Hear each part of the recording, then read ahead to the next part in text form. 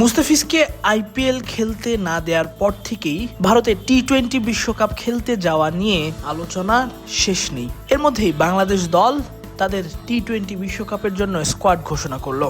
3 জানুয়ারি পর্যন্ত আইসিসিকে দল দেওয়ার শেষ সময় ছিল। বিসিবি তার আগেই আইসিসিকে দল পাঠিয়েছে, 15 জনের নাম পাঠিয়েছে। আর 4 তারিখ সংবাদ বিজ্ঞপ্তির মাধ্যমে জানালো বিশ্বকাপে কোন 15 জন যাচ্ছেন খেলতে। খুব বেশি পরিবর্তন নেই চমকও।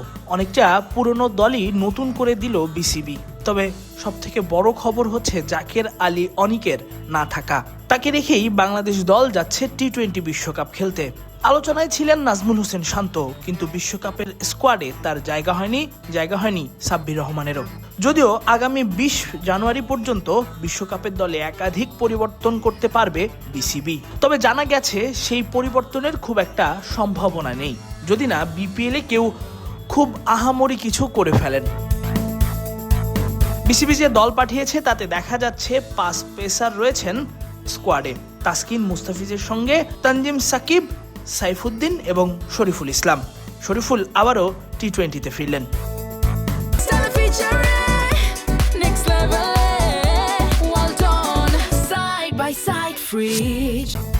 ব্যাটারদের মধ্যে ক্যাপ্টেন লিটন দাস এবং সহ অধিনায়ক সাইফ হাসান, এছাড়া তানজিদ তামিম, পারভেজ হোসেন ইমন, তৌহিদ হৃদয়, শামীম পাটোয়ারি, নুরুল হাসান সোহানরা ছিলেন গত কয়েক মাস ধরেই টি-20 স্কোয়াডে।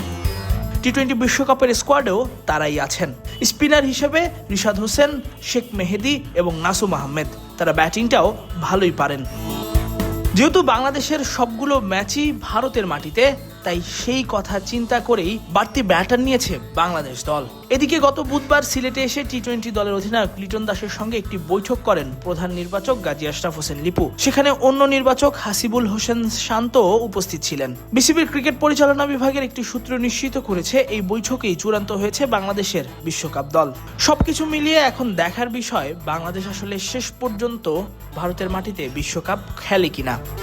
যেহেতু শ্রীলঙ্কার মাটিতেও হবে ম্যাচ, তাই বিসিবির পক্ষ থেকে আইসিসিকে জানানো হবে বাংলাদেশের ম্যাচগুলো শ্রীলঙ্কায় দেয়ার।